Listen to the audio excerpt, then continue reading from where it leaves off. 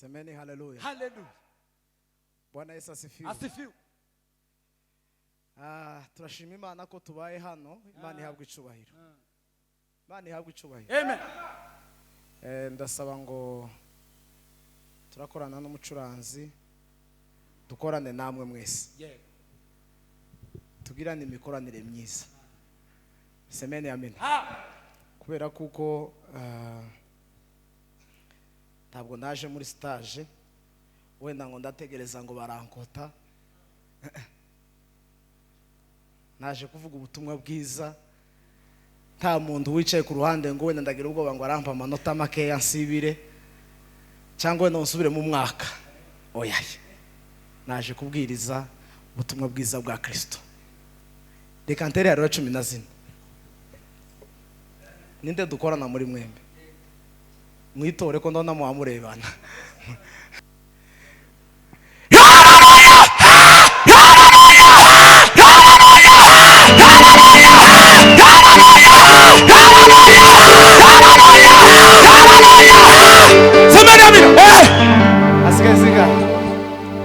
Asigaye zirinde. Amen. Amen. Tongere duhe Imana icyubahiro. Hari abantu materaniro bataza batera haleluya, bataza bikiriza haleluya, bataza batanga ituro, bataza ndiba mu ikorari, ntibazatanga icacumi. Saba pasteri, saba vuga butumwa,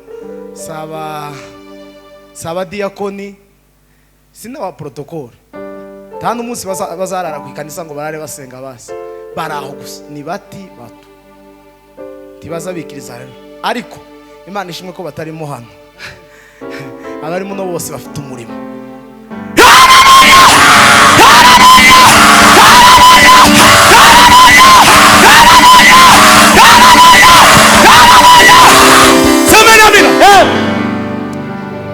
Mukomere Imana amashi. Ndashima Imana iduhaye umugoroba mwiza. Imana ihabwa icubahiro. Ndashima ubuyobozi bw'itorero rya Hope uhereye kuri Askofu. Turabashimiye cyane. Imana ibaheze umugisha. Iyi gahunda igize nk'ukwezi kurengamo iminsi mike. Ubwo twari hano namwe data ndizeye badusabye ko tuzaza. None ngaba nari mfite safari. Ndagenda uko ndi umushitsi naje. Nashitana na gatanu. Kandi naragengera kure. Je narenze cyangwa ubu ndarenga muri Kongo.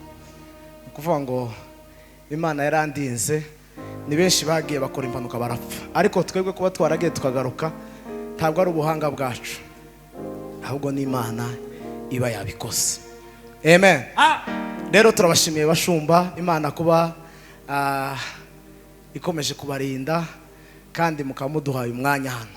Je uyo bampaye umwanya hano sinza ngufata nk'ibintu bisanzwe, kubera kuko haraho ushobora kugera nti bawuguhe kandi hamwe bakawukwima kubera nyine nabi, kubera inabi gusa.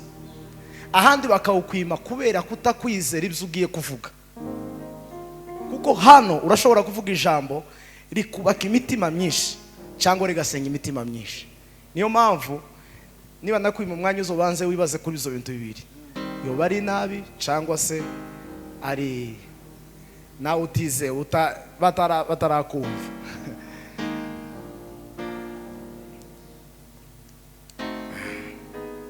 Rero turabashimiye, Imana ibaheze umugisha. Dushimiye kubwa Evangeliste Nzabakiza na Queen, naje ndabona nese ko barantunguye cyane. Imana ibaheze umugisha. Amen. Ndashima kumwami data Jackson twagendanye n'inshuti yanjye, dukorana umurimo w'Imana neza. Imana igweze umugisha. Namwe mwese Imana ibaheze umugisha. Hallelujah. Hallelujah. Hallelujah. Hallelujah. Hallelujah. Tugiye kuganira ijambo rivuga ngo kuba idotani. Kuba idotani niryo tugiye kuganira.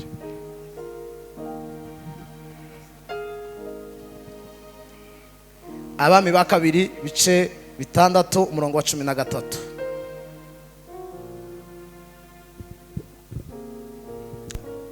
Abami ba kabiri ibice 6 umurongo ni wa 13 6 13. Reka duhere ku 12. Bibiri iravuze ngo umwe mu bagaragu be aramubwira ati oya nyagasani mwami, ahubwo Elisa umuhanuzi wo mu Bisiraheli niwe ubwira umwami w'Abisiraheli amagambo avugira mu mureri. 13. Arababwira ati nimugende murebe aho ari, tume abo kumufata. Baramubwira bati ari Dotani. Amen.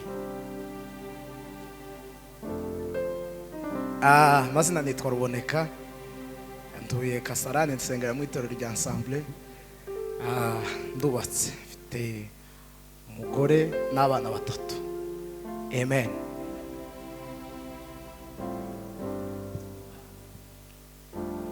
Tugiye kuganira ijambo rivuga ngo kuba i Dotani. Yego. I Dotani aho tugiye kuganira ni mukaji kamwe kaho ngaho Elisa yaratuye, ariko turaga umujyi tuwinjize mu buzima tubayemo. Hajya wahuriraga n'Imana, hajya wavuganiraga n'Imana, hajya mwaganiraga n'Imana, Imana ukayibwira nayo ikakumva. Muzamureho gatoya. Hajya na wabwiraga Imana, Imana ikakumva, ariko warahatakaje. Ndaje kugukangura kugira ngo uture kandi Dotani, kuko Dotani ni ahantu umuntu azagirana n'ubusabane n'Imana. Duhe Imana icyubahiro. Semeni amina. Amen.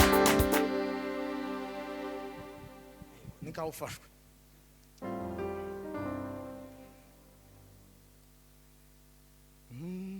Kora kuri senta. Zamuka. Mushire hande nari nakubwiye ushire.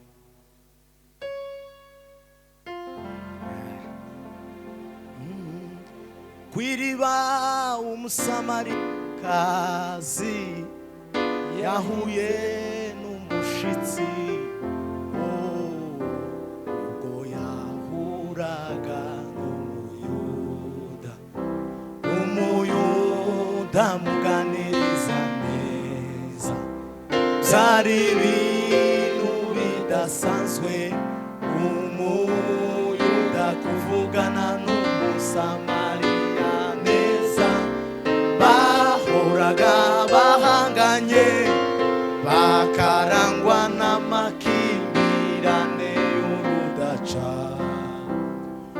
Uwo wari umwanya udasanzwe mu mibereho y'uyu mugore, maze biba akarusho ubwo yamenyaga yuko adahuye n'umuyuda usanzwe, ahubwo ahuye na Mesiya. Bimwanga mu nda, kwifata biramugora, azamuka umudugudu asakuza ati bagenzi, mpuye na Mesiya, nimundeke ndirimbe, nahuye na Mesiya. Kandi guhura n'uwo Mesiya si bisanzwe, uwahuye nawe ahinduka musha. Hahandi narimo sinarahindutse ubundi musha. Semeni haleluya. Bibiliya dusomye aya ni amakuru y'Abanyesirayeli y'Abasiriya. Bivuga ngo Abasiriya bateraga Abanyesirayeli uko bwije n'uko bukeye. Semeni amina. Semeni amina. Jewe ngunda abantu banyikiriza kuruta kutikiriza. Nibonza numva cyane twoshana mfunguye ngikanisa, za numva ari nkabo twoshana ku murongo, ariko abandi batikiriza umuntu yazaho kubita nk'igitengo nk'imisi nkingahe, kubera kuko abantu batikirije. Ubundi umuntu Bibiri iravuga ngo umuntu wese ntashobora gutera haleluya cyangwa kwikiriza ngo atabeshejwe na Mwuka Wera. Ni ukuvuga ngo Mwuka Wera ni ubushobozi. Iyo udashoboye rero nta Mwuka Wera ubukurimo.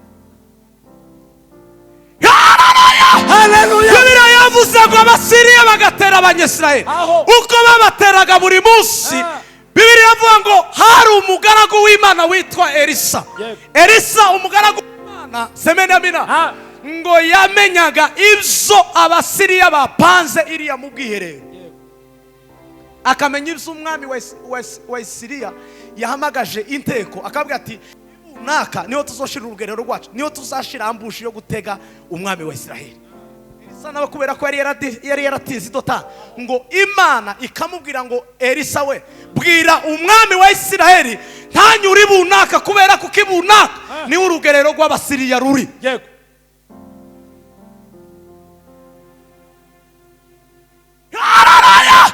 Bibiliya iravuga ngo si rimwe si kabiri si na gatatu umwami wa Isiraheli ngo yagiye asimbuka izo mfu, agasimbuka kubera umugaragu w'Imana wahagaraze ku musozi agatindana n'Imana, atinda i Dotani semenamina, atindana mu busabane bw'Imana, aganira n'Imana. Imana ikamubwira ngo dore igitero cyabanza aho kigeze, genda uburire umwami areke kunyura hariya. Iyo abantu batindanye n'Imana, Imana izabereka imitego y'abanzi, ariko ntushobora kubimenya aho utari Dotani.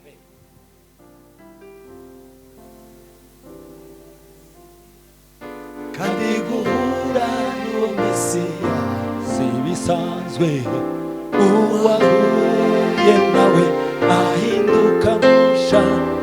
hahandi mwari munsi narahimutse ubundi musha. Bibiliya iravuga ngo semenamina umwami wa Isirayeli ngo agenda asimbuka imfu binyuze mu mugaragu w'Imana watinze agatinda i Dotani. Abantu bavuye i Dotani, abantu ndi bakiba mu kibanza baganiraga n'Imana. Ubu nyine ikirere cyarafunze, ntibakicumva ijwi ry'Imana, basigaye mu gukangana gusa.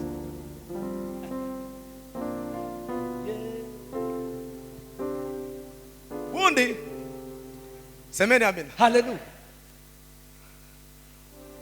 umuntu wabaye umusirikare akakivamo akaba desata, abazi strategy zose z'igisirikare, buriya bari umusirikare mu yandi majambo. Niyo mpamvu umuntu wavuye i Dotani akahava abazi ingene urugamba rumeze. Muzamutera rero zibiri mwiyongezi ya gatatu akavanga urugamba rwakomeye, kubera zigwa rugamba uko rwari rumeze. Nimba imbunda za musada bakazana biriya bazabazana, ni kuri nziza zibona jewe sindazi, ni kuri nziza zirangiza bazifite, bakazana iruta izindi gukomera bakayitera. Iyo bayitera rero umusirikare azamenya ko bariya banzi nta zindi bafite za musada zingana na ziki. Noneho iyo umuntu yavuye rero muri Dotani akaja mu kindi gihugu, ni ukuvuga ngo iteka ryose ibyishimo by'umutima birashira. Turaririmba ariko ndanezerwa kubera ko niwe yarayitakaje. Turasenga iwe ndagisenga, kuririmba ntibikimunezeza, kubwiriza ntibikimunezeza, byarashize. Dotani yarashize muri we. Muraririmba akaba ngo iyo barangiza vuba mwabwiriza ngo uriya azarondogora, mwasirimba ngo ibisirimba byabaye byinshi bitatu bine ntakikimunyura, kubera ko Dotani yaratakaye. Dotani yarashize, ariko bari muri Dotani bazabahudumiye, bazavuga ngo itoshi imekuwajibu kwa kila mwanadamu awe yote, elimu nyingi haitoshi bila Yesu, watoto wengi hawatoshi bila Yesu, na utajiri hautoshi kabisa bila Yesu. Uko yaraye ubusa, tafaranga afite umufuko ariko gusanga ngo haitoshi. Imekuwa jibu, ni kweli Yesu, watoto wengi hawatoshi bila Yesu, mikate haitoshi bila Yesu, beba haitoshi bila Yesu. Habiyo burara cyangwa ugakubita amazi ugashiramo umunyu ukagotomera ugakomera, utunga ibyakirenga ariko udafite Yesu. Wacurangiye hasi gashoboka, kandi jewe nza ndirimbira kuri please, sinza ndirimbira kuri mwe please, were kuri please kuzamuka kugeza nza ngera iyo ngeze kuri gatatu niyo nza numva nsa nurusha please gatatu. No icyongereza nacyo ndaco nzi, iyo babwiye ngo please baza bashira kuri mwenze nonoga, ariko hari umuntu wanyongora arambira ngo ni plus plus siyo please plus plus one navuze mu gifaransa yangana kuko somo ry'icyongereza muri Kongo bakazaje kutwigisha tugasohoka hanze kubera kujyanga. Kwiriba umusamariyakazi yahuye n'umushitsi, ubwo yahuraga n'umuyuda muganiriza neza, byari ibintu bidasanzwe umuyuda kuvugana n'umusamariya neza, bahoraga bahanganye bakarangwa n'amakimbirane y'urudaca. Uwo wari umwanya udasanzwe mu mibereho y'umugore, maze biba akarusho ubwo yamenyaga yuko adahuye n'umuyuda usanzwe, ahubwo ahuye na Mesiya.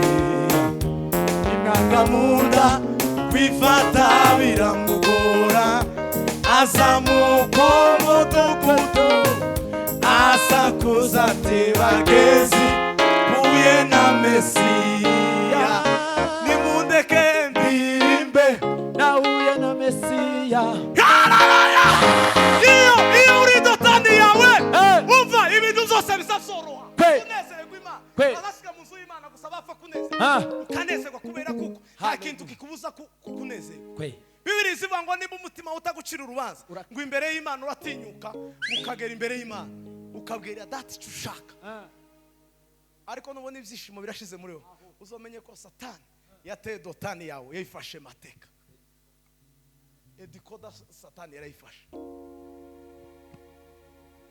Bibiliya iravuga ngo izi ngabo ngo sigezaho zibasa bonyine baribaza, umwami ngo arahamagara we, ninde wo muri twebwe uwo tuza tuvuga, yarangiza akaja kubwira abanyesirayeli amakuru twapanze hano. Umwami ngo amaze kubabaza gutyo ngo arangize ngo umwe ngo aravuga ati mwami, nta muntu n'umwe wo muri twebwe uzumena ibanga usibye ko hari umugaragu w'Imana ngo uri mu banyesirayeli witwa Elisa, uwo ngo niwe uzumenya amajambo yose twavugiye iriya mu murere. Semeni amen. Amen. Semeni haleluya. Iyo dutaramye gutya mu cyumba Imana izitubwira amakuru, ariko iyo wavuye mu cyumba nta makuru ubukiza, uzusigara n'ibyo wakoraga bijya wakora warangiza akaba ari byo ukora gusa, ukazukora za gahunda zimwe Imana akazikubwira ikiri ku murongo, naho Imana ntiyavuze. Ukazuririmba kubera kuko waririmbaga kera ariko byarashize. Ube tayari.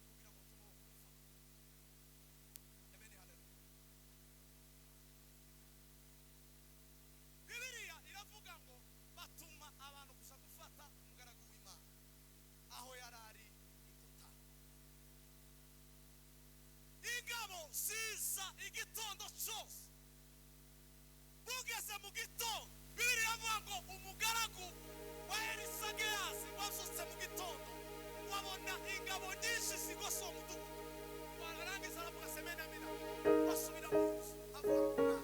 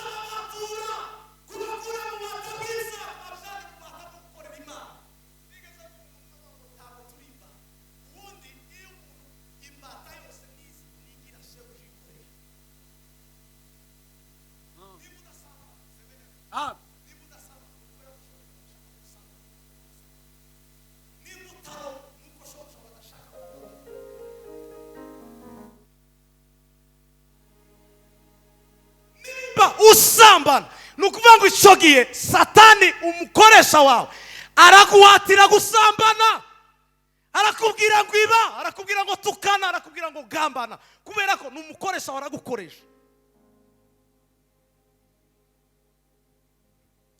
Semeni haleluya. Haleluya. Semeni amen. Bibiliya iravuga ngo icyo gihe rero Gehazi ngo agarutse abona ingabo zigose ngo azana inkuru zivuga ngo databuja turashize turapfuye tituriho ibintu byakomeye twatewe. Shebuja aramubwira ngo humura tinyuka itsa umutima mu nda. Umva abagaragu b'Imana babidotana uko bazababwira abantu, bazabwira ngo muhumure bimwe Bishop yareka avuga. Humura tuza mutima usubire mu gitereko cyawe, hari ingabo zitugose.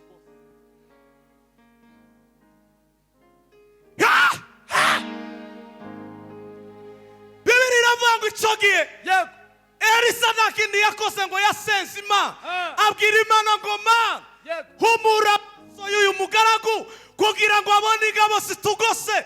Bibiliya iravuga ngo icyo gihe Imana ihita ibikora textuel, Imana ihita ikorera humura amaso ngo arabona, ngo abone ngo yamabone ingabo zigose isiwe zitamugose, zari zimugose kubera kuko ntiyari dotani. Yari aturanye na Elisa, ariko Elisa afitanye ubusabane n'Imana, niyo mpamvu Imana yagiye kwereka imwereka ingabo zigose Elisa ariko zitamugose, kubera ko n'abari abasirikare ntibari baje kureba Gehazi, bari baje kureba Elisa. Niyo mpamvu atigeze abona ingabo zimugose, zari zifite uwo zaje gutwara.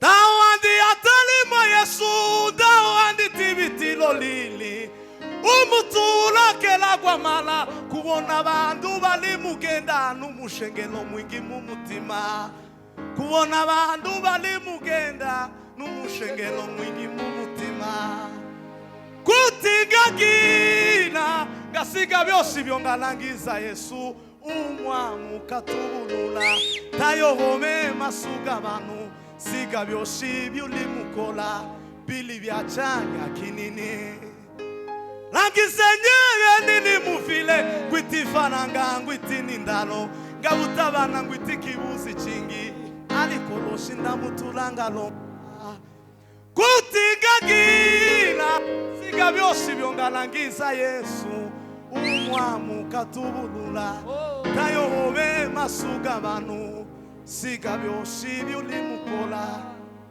bili byacanya kinini. Hallelujah!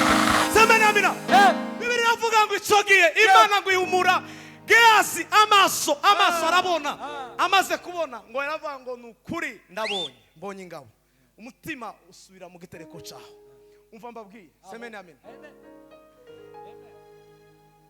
Elisa arasubira arasenga aravuga ngo Mana humisha amaso y'izi ngabo. Bibiri iravuga ngo Imana ihumisha amaso y'ingabo zose zaje gufata Elisa.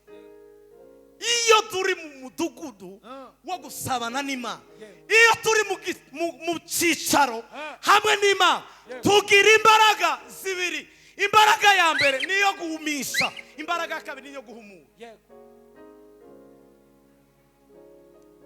Iyo twatinze dotani tugira imbaraga zibiri. Imbaraga ya mbere niyo guhumisha, imbaraga ya kabiri niyo guhumura. Imbaraga ya mbere yo guhumura niyo guhumura abagehazi batabona ibitugose. Imbaraga ya kabiri yo guhumisha niyo guhumisha abanzi baturwanya. Hano tubimana icyubahiro mubaze. Semena bina. Imbaraga rero dufite nizo guhumisha abanzi bacu.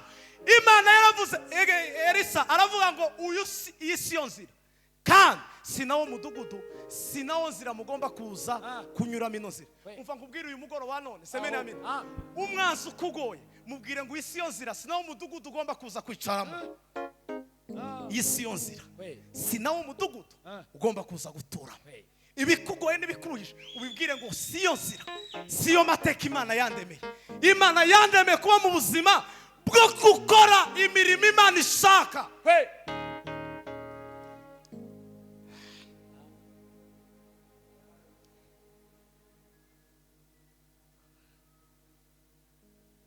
Dukeneye kubona imbaraga zawe Mana, imbaraga zimira izindi imbaraga.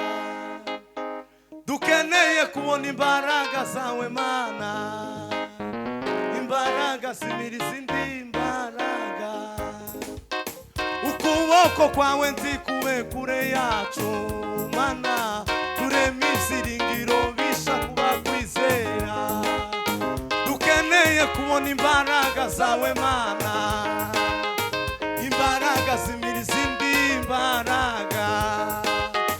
Ukuboko kwawe ndikuwe kure yacu Mana, tureme ibyiringiro bisha kuba kwizera. Bibiri iravuga ngo isi yo nzira sinawo mudugudu mugomba kunyuramo. Muza ahubwo mbashana ko mushaka ngo barandata abajana ku mwami wa Isiraheli. Abageshejeyo ngo abaheza umwami ngo ahita abwira Elisa ati databuja batsinde hano. Ngo umwami aramubwira ati se abo wafashe mpiri uzubica? Aravuga ati ntabwo nzambica mbabare. Tibabare rero ahubwo nimushakira ibyo kujya bajye nibarangeza mubareke bagenda. Mureke mbabwira abavandimwe, buriya hari amasengesho menshi dusenga Imana ntiyasubiza. Iyo usenga ukabwira Imana ngo Mana keneye kugira ngo abanzi bashe bapfe, keneye kugira ngo runaka, twigeze gusenga ahantu hamwe turasenga reka mbyihore. Nibutse ko hano ari kuri izi ntuzi kandi bano bacu nabo bagira ibitangaza. Bano kuri kamera azafata uduce bagenda bagira umukasi nibo bambere. Bakama bareba umuntu yabwirije nk'iminota igera kuri 40 bakama akataka kandi kiriya asanga katembaga kageze iriya kure. None kubera impamvu z'umutekano reka nziho ariko babwira ikintu. Bibiri iravuga ngo semena haleluya. Bibiri iravuga ngo umwami aravuga ngo mbatsinda. No icyo nashaka kubabwira ni iyo dusenga tukabwira Imana ngo Mana dukeneye ko runaka apfa, Mana dukeneye ko runaka apfa, Mana dukeneye kugirira abanzi bacu gutya, uba wabiyobewe. Umuririmbyi yaririmbye aravuga ngo ombea adui yako aishi siku nyingi ilioneye kwa macho. Abraham kabisa Afrika hajaona baraka ambazo Mungu ameweka mbele zako. Tugomba gusengera abanzi babeho kugira ngo babone ivy'Imana ikoze bahimbaza Imana nabo bakizwe.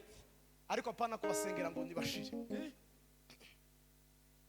Masigiye mbwira abantu kwimana ikizurubwa, masigiye mbivuga yuko ikura w'igisuzuguriro, masigiye mbivuga yuko imana ihura barushe bakaruhuka bakaba mu mahoro. Yarirahiye, Imana yarirahiye, yavuze yuko icyubahiro cyayo itazaga ibundi kandi itizemera ku izina ryayo ritukwa. Morodekayi yari yamanikiwe igiti cyo kubambwaho, Imana nayo yari yateguje ifarashi yo guhekwaho. Birategekwa bamutambagije aho bamusebereje, kandi uwamutambagije niwe wari kumanika. Umva, umunsi Morodekayi yamenye ko neza Hamani ari umwanzi, ntabwo yabwiye Imana ngo yibwire ngo wamana keneye ko Hamani apfa. Yaravuze gusa ngo twirize dusenge gusa. Icyo dusaba ni ukwiriza tugasenga gusa, tukamenya umurimo w'Imana, Imana ikamenya ibidushaka. Abigishwa ntabwo bishihutuma bavuga ngo Mana ngo Herode yatumaze, oya, bishihutuma gusa batangira kuvuga Yesu, Imana yihusikana ba Herode. Herode umunsi umwe batanga disikuru gute, watange disikuru noneho ngo arangize abantu bafata siwe n'Imana, ngo arangize Imana yonyine kubera yari imufitiye n'ibindi byinshi. Abigishwa bari barahudumiye ngo yamimutunga urutoke gusa ahinduka inyuma gusengera abanzi ngo bapfe. Adisikaje musaba gusa gusenga, mukabwira Imana ngo Mana umurimo wawe hakenewe kino, Imana nayo igahusika n'ibyo mwebwe mushaka. Semenamina ariko niyo mpamvu kandi semenamina Hana yarasenze imyaka myinshi akabwira Imana ngo mpeze umwana kugira ngo Penina azomenye ko naje nabyaye. Imana iraceceka. Musi yamenye kuko abana ba Eli bari mu gusambanira ku gicaniro, akamenya ko babashabura, ngo arangiza aravuga ngo Mana ndahinduye isengesho, none mbonye ibintu biyabikorwa bitari byiza, none mpeze umwana, numumpeze nzomugutangira abimbere yawe akuriho kino gisuzuguro. Imana yamivuga ngo kubera ukuntu ubonye ubukene buri mu umwana w'umuhungu, kandi yaragise imyaka myinshi asenga abwira Imana ngo Mana keneye umwana naje kugira ngo Penina amenye ko naje nabyaye. Agasenga noneho umutamzi akamubwira ati se wa mugore uzogeza isindwe ryawe, akamubwira ati mugaragu ntabwo ari isindwe databusha, ahubwo nagahinda kari mu mutima w'umuja wawe. Noneho barangise Imana iraceceka, abantu umunsi gusa uzohishuri gukamenya icuko icagaciro. Abantu ko barasengera ibintu bifite agaciro kandi iby'agaciro bihari. Umva none ngo arangize aravuga ngo mbatsinde hano, arangiza aravuga ati babarire. Ubu mureke mbabwire abantu bari Dotani bagira ibintu nk'abingahe basa bakora. Ikintu cya mbere ni uguhumisha, icya kabiri ni uguhumura, icya gatatu ni ugutanga imbabazi, icya kane ni ugusaba imbabazi. Hari abantu benshi batazasaba imbabazi, uko hari abantu batasaba abagore babo imbabazi, ngo jewe ngo nsaba umugore imbabazi, ngo jewe nsaba umugore imbabazi.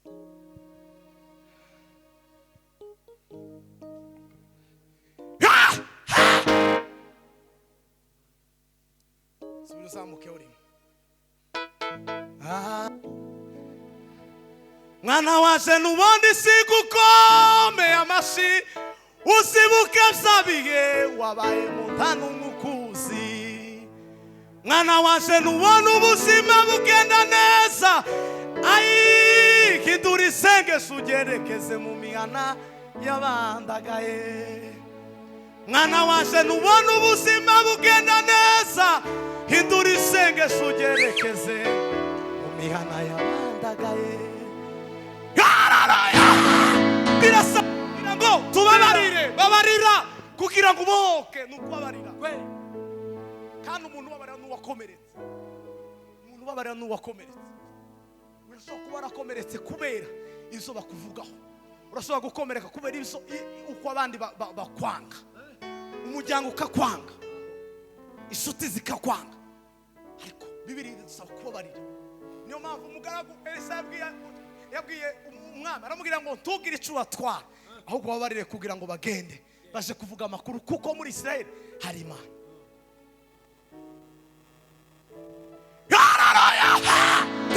Tinda muri dotani yawe nawe uzusabanira n'Imana nawe uzuvuganira n'Imana, Imana ikakuvugisha, Imana ikavugana nawe nawe ukavugana nayo. Bashobora kuba uri mu kirere kitakivuga Imana, Imana itakivuga. Ureke mbabwira hari abantu bazakunda kuvuga ngo Imana ntizivuga vuga. Imana ntizivuga vuga n'ukuri, ariko Imana izivuga. Ntizivuga vuga izivuga. Iyo gusa uri muri connection nayo niyo ya mbere zitanga amakuru.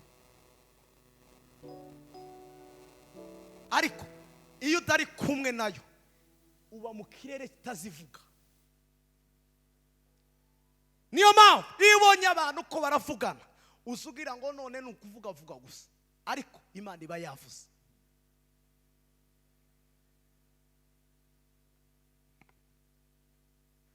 Imana ntizivuga mu busambanyi, no. Imana ntizivuga mu marozi, ntibishoboka. Imana ntishobora kuvuga mu babeshi, soboka. Icyo ikaje ahantu. Nigeze kuja kubwiriza hano Kasarani barambwira ngo hari ibintu biri ntavuga, ngo simvuga ubusambanyi n'uburozi. Ndavuga ati igasi ikanisa ahubwo nibyo mperaho. None se ikanisa rya Yesu mukuyemo uburozi n'ubusambanyi kandi birimo muvuga gute? Niki kiyo uvuga? Gomba kubwira abantu bakava mu bintu bagakurikira Yesu, kuko Yesu ni ukenewe gukurikirwa.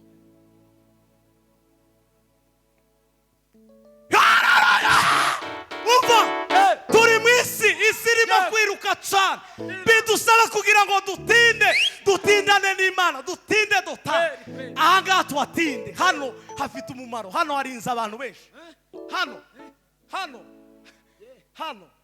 abavuye hano baranyereye hano hanze, abavuye hano iza hano za niyo mpamvu muzi ukuntu mwakaza mwuzura hano. N'iwacu nuko twakaza tuzura, n'ahandi nuko, n'Akayore nuko aho, ariko ntibakicuzura. Baridunze gutya, baridunga ngo barangize agatenisi kabata hanze, bari iyo hanze y'umugwa. Bibiri iravuga ngo hanze hazaba imbwa n'abarozi n'abasambanyi, kandi abenshi si imirimo ahubwo barahagusa kuko baragambana gusa. Baratora umuntu bakamurambika, bagatora undi bakamurambika, bakaroha akaza biyongeza amazi ngo dufate amazi tumwe kugira ngo tumenye uko tuvuga neza.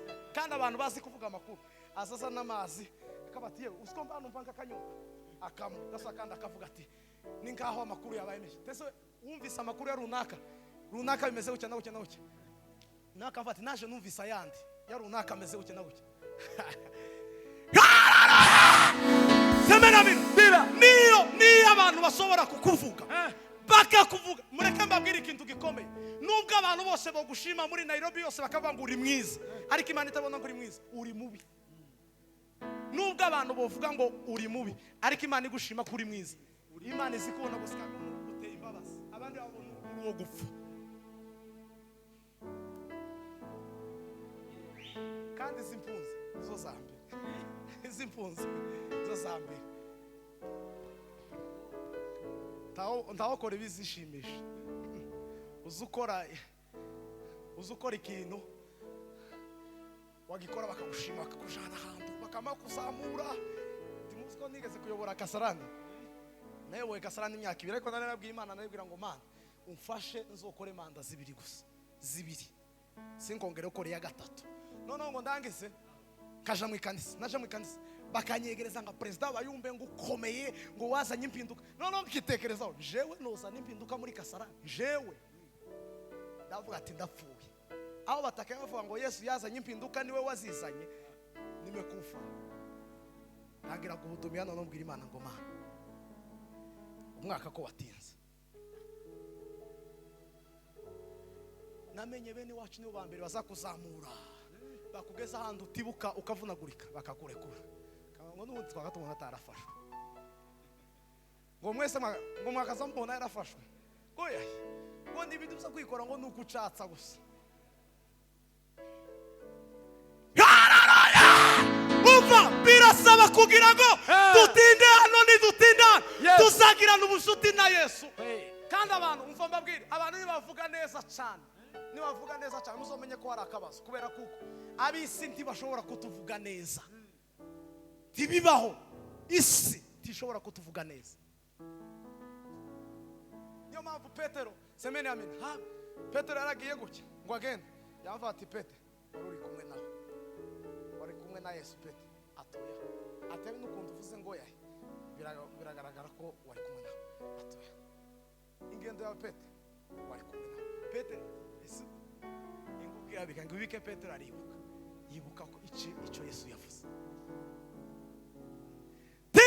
tindana n'Imana utindane n'Imana wa mama we tindana n'Imana wa papa we wa mukobwa wa muhungu utindane n'Imana na ibindi byose Imana yo mwijuru izabikurinda kandi izakugeza ahantu we wifuza kugera semeni amen semeni haleluya duture dotani yawe iri uyihagarazemo gute ese aho wahuriraga n'Imana haracariho cyangwa harazimye tukivugana n'Imana tukigendana n'Imana Imana ndikivuga muri wewe Imana ndikugwaniriza uva nimba neza uziko uri kumwe n'Imana ufite ubushobozi bubiri ubushobozi bwa mbere nubwo kuhumisha abanzi kabwira ngo isi yo nzira sinawo mudugudu mugomba kunyuramo ubwa kabiri nubwo guhumura gatatu nuko barya kane semeni amen haleluya nuguhumuriza abantu guhumuriza abantu humuriza abantu musumwe twarera kasaranto wadudumiye bagucuranga umukunga pa